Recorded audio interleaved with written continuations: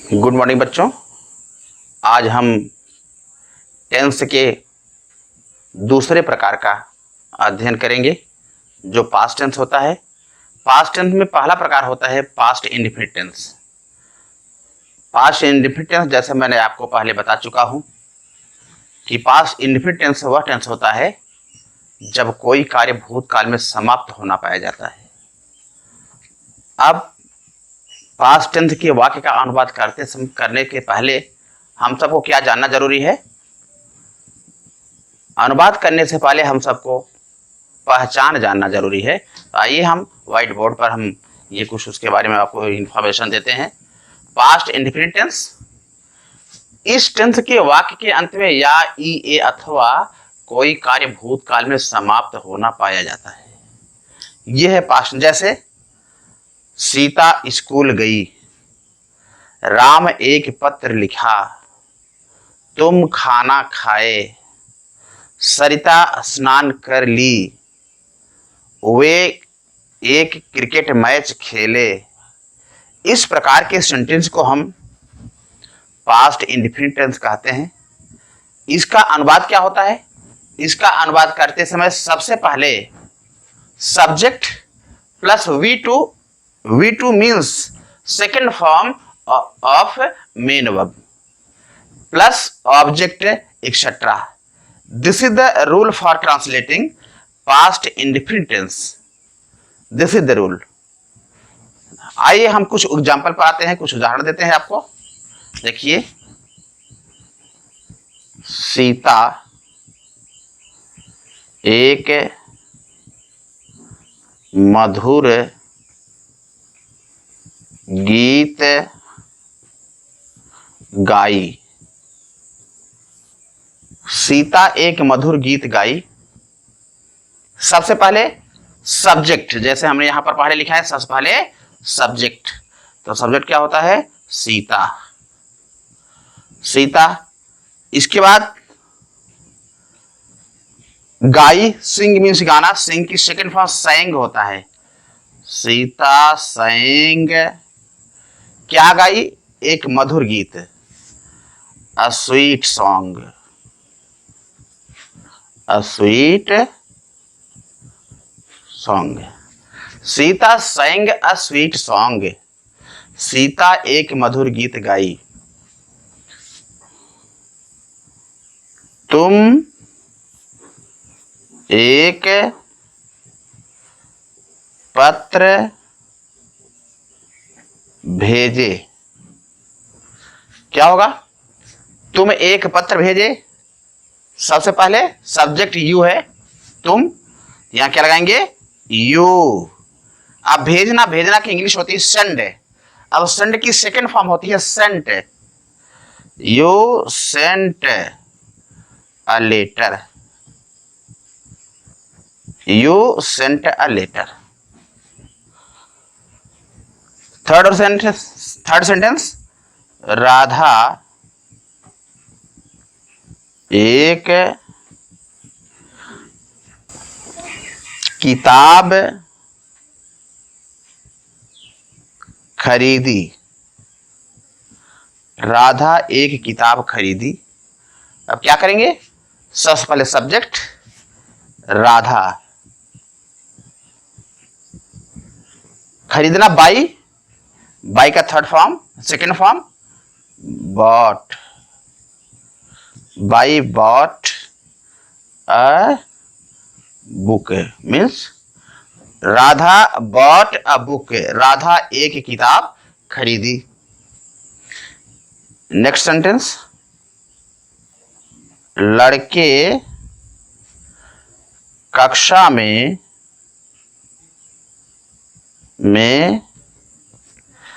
प्रवेश किए।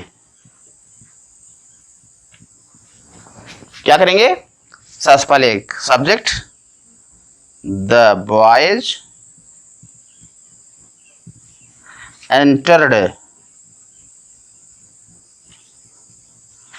entered the room। एक इस प्रकार से हम past indefinite tense simple sentence का अनुवाद करते हैं। इसके बाद हम चलते हैं नेक्स्ट स्टेप पर, जो कि past indefinite tense negative sentence. तो आइए हम नेगेटिव सेंटेंस क्या हम कुछ आपको एग्जांपल बताते हैं। हाँ, इसके बाद मैंने आपसे बताया कि सिंपल सेंटेंस के बाद नेगेटिव सेंटेंस आता है, past indefinite tense negative sentence. अब नेगेटिव सेंटेंस का नियम क्या होता है? सबसे पहले subject plus helping verb did plus not plus V1 means first form of main verb plus object etcetera. यही past indefinite tense negative sentence का वाक्य का अनुवाद करने का नियम होता है। इसी ऐसे ही हम अनुवाद करते हैं। जैसे देखिए,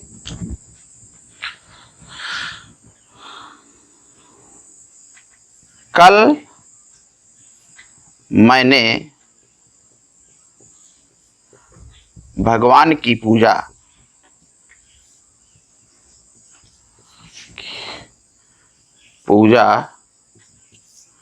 नहीं की। कल मैंने भगवान की पूजा नहीं की। क्या करेंगे? पहले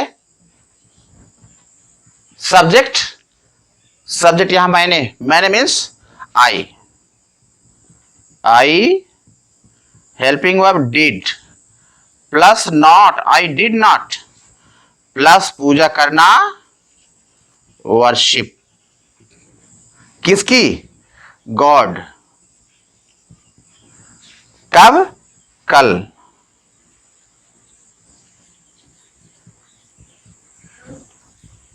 this is I did not worship God yesterday. इस तरह से हम past indefinite tense negative sentence का अनुवाद करते हैं। आगे नेक्स्ट सेंटेंस,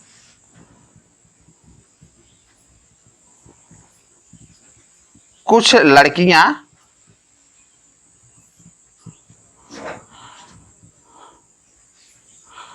परीक्षा में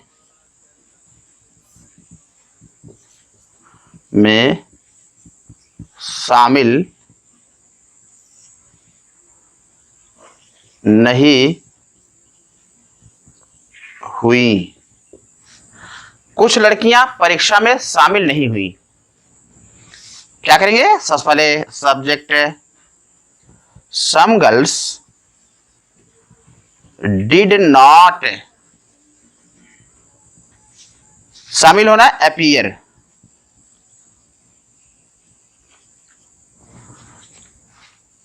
इन द एग्जामिनेशन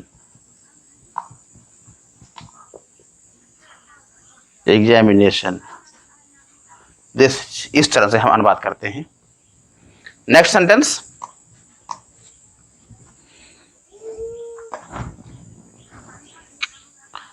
सोहन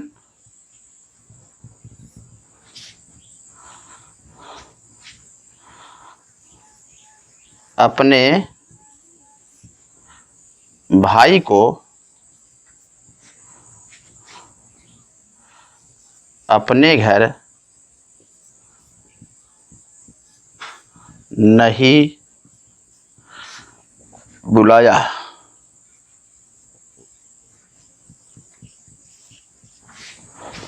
क्या करेंगे? पहले subject, Sohan did not call his brother to his house। यह इस प्रकार का वाक्य होता है। इस प्रकार से हम वाक्य का अनुवाद करते हैं। आगे एक सेंटेंस और देखते हैं, मैं कल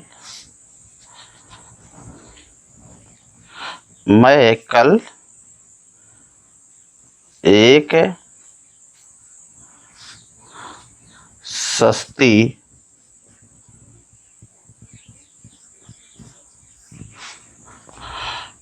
कुर्सी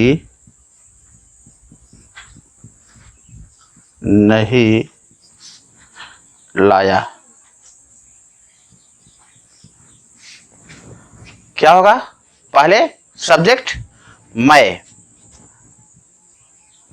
आई did not bring, first form bring a cheap chair yesterday.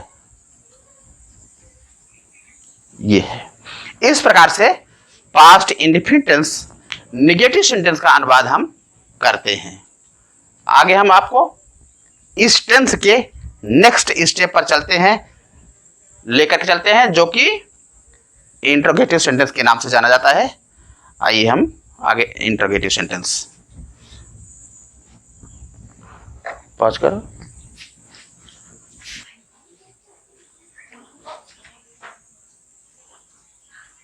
इसके बाद इंट्रोगेटिव सेंटेंस, जैसे मैं पहले बता चुका हूं कि इंट्रोगेटिव सेंटेंस दो प्रकार का होता है, एक yes no type interrogative sentence और दूसरा होता है W yes type interrogative sentence. तो हम पहले आपको हम yes no type interrogative sentence के बारे में बताते हैं। Yes no type interrogative sentence क्या होता है? जब प्रश्नवाचक शब्द क्या वाक्य पहले आता है, जब प्रश्नवाचक शब्द क्या वाक्य के पहले आता है, तो ऐसे वाक्य को हम yes no type interrogative sentence कहते हैं। आइए देखते हैं। क्या तुम एक किताब नहीं चुराए? क्या तुम एक किताब नहीं चुराए? अब क्या करेंगे? सबसे पहले प्रश्नवाचक शब्द क्या वाक्य पहले आया है, इसलिए हम हेल्पिंग वर्ब डिड का प्रयोग पहले करेंगे। तो आइए, did plus subject you plus not, यदि वाक्य नकारात्मक हो, नॉट। चुराना, स्टील माने चुराना होता है, steel a book, question mark.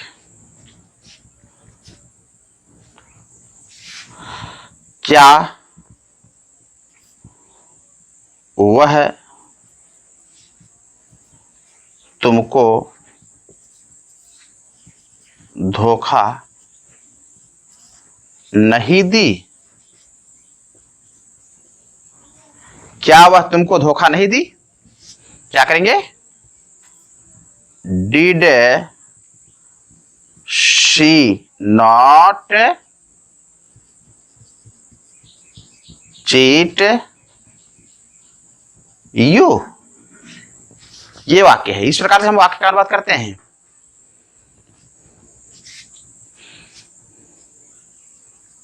क्या भारत के खिलाड़ी, क्या भारत के खिलाड़ी इस मैच को नहीं जीते?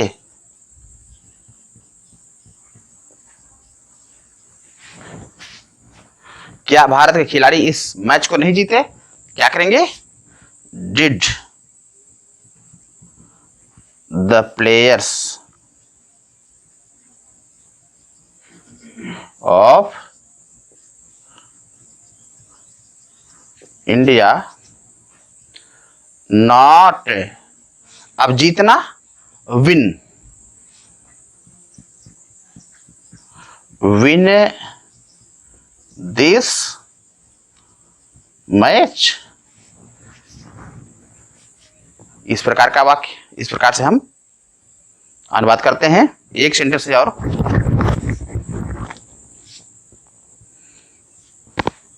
क्या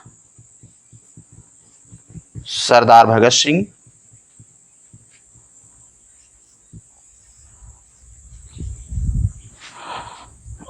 क्या सरदार भगत सिंह देश के लिए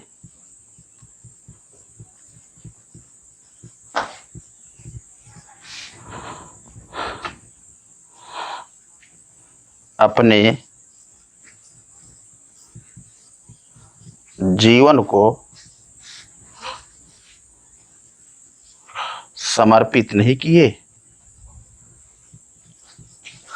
समर्पित नहीं किए। क्या करेंगे, थोड़ा सा आपके स्टैंडर्ड से हटकर, क्या सरदार भगत सिंह देश के लिए अपने जीवन को समर्पित नहीं किए? तो क्या करेंगे सबसे पहले, helping verb, did Sardar Bhagat Singh, did Sardar Bhagat Singh plus not dedicate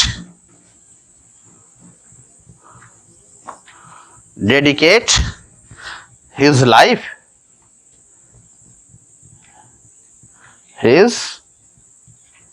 life for the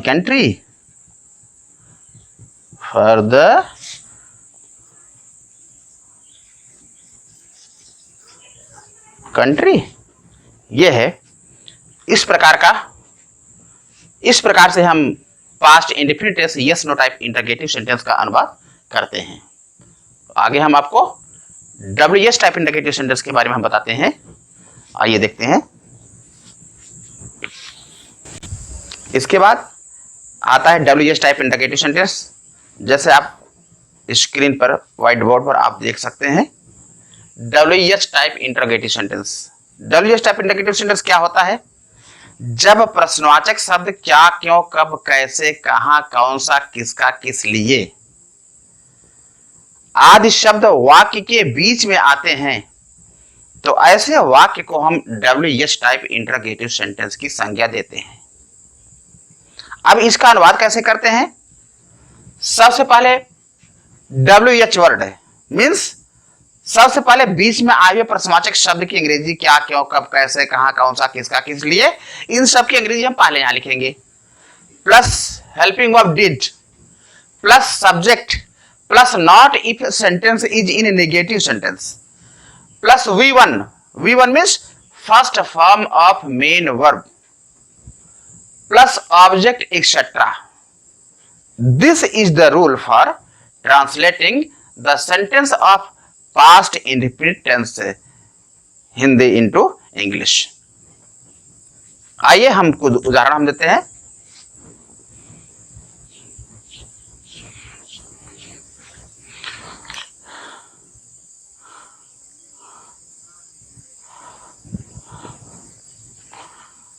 Ravan ने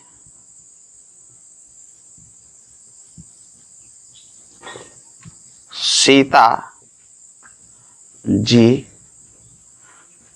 का अपहरण क्यों किया?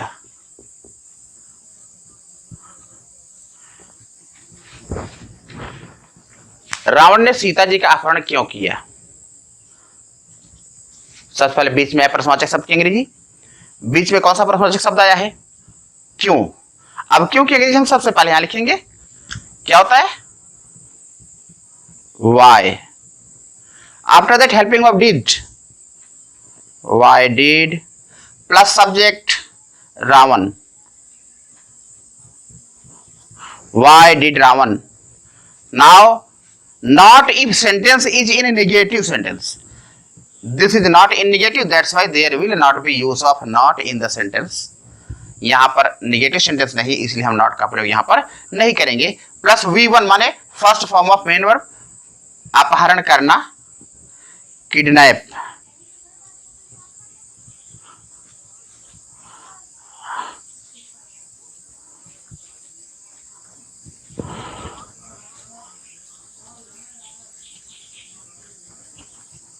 किडनैप किसको? सीता जी।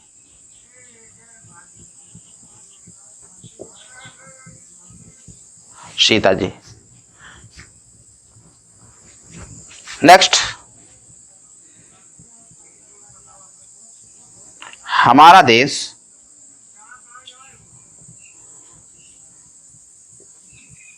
देश अंग्रेजों की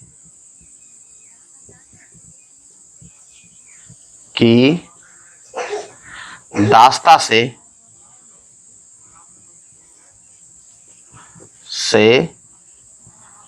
कब आजाद हुआ? Question mark. क्या करेंगे? हमारा देश अंग्रेजों की दास्ता से कब आजाद हुआ? आप सबसे पहले कब की इंग्लिश क्या लगाएंगे? When did our country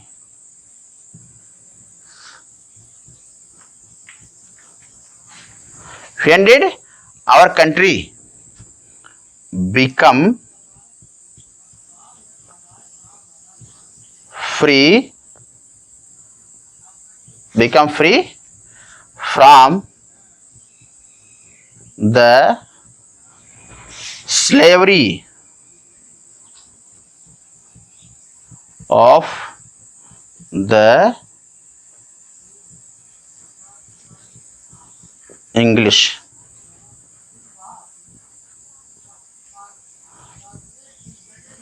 This is how to translate this English, the sentence. Now next sentence, वह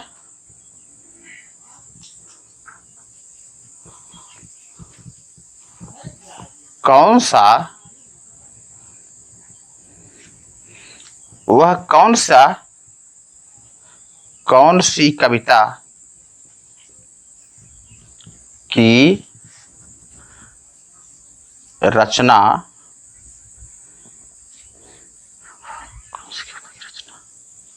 की? क्या होगा? फर्स्ट हाफ और बीच में आए प्रश्नवाचक शब्द की अंग्रेजी, बीच में कौन सा प्रश्नवाचक आया है? कौन सी कविता? तो क्या लगाएंगे? Which poem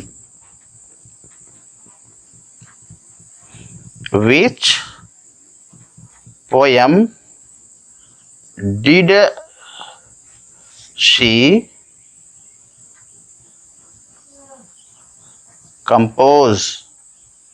question mark. इस प्रकार से एक सेंटेंस हमारा को हम लेते हैं,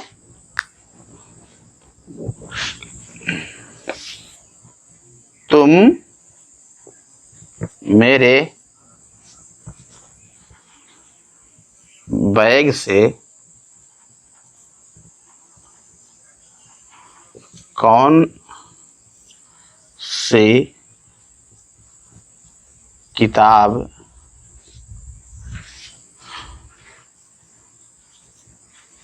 चुराए?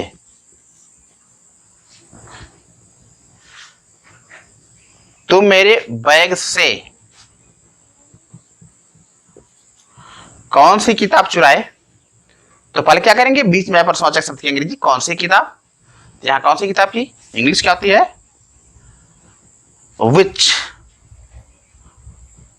Which book did helping verb you steel from my bag?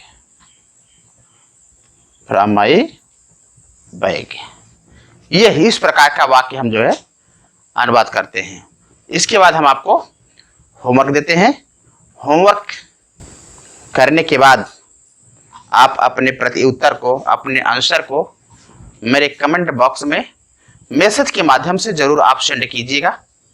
और आपसे मेरा एक रिक्वेस्ट है कि आप इस YouTube चैनल को आप जरूर सब्सक्राइब करेंगे और उसके बाद उसका आइकन बेल को दबाना नहीं भूलेंगे। हाँ, तो आपके लिए होमवर्क है। क्या क्या है? राम ने रावण को युद्ध में मारा, ये तो आप जानते ही हैं। कुछ ऐसे शब्द नहीं है जो कि आपको न मालूम हो। हनुमान ने रावण की सोने की लंका जलाई। मैंने इस व्यक्ति की सहायता नहीं किया। क्या राम ने मारीच को नहीं मारा? तुम अपने मित्र को संदेश क्यों नहीं भेजे? इस प्रकार से आप इस सेंटेंस का अनुवाद आप करें और अपने को अनुमान लगाएं कि आप इस वीडियो के माध्यम से क्या सीखा और कितना आपने सीखा। आप उसको जो है इसको हल करके अपने को व्यक्त करना है। So thanks for today.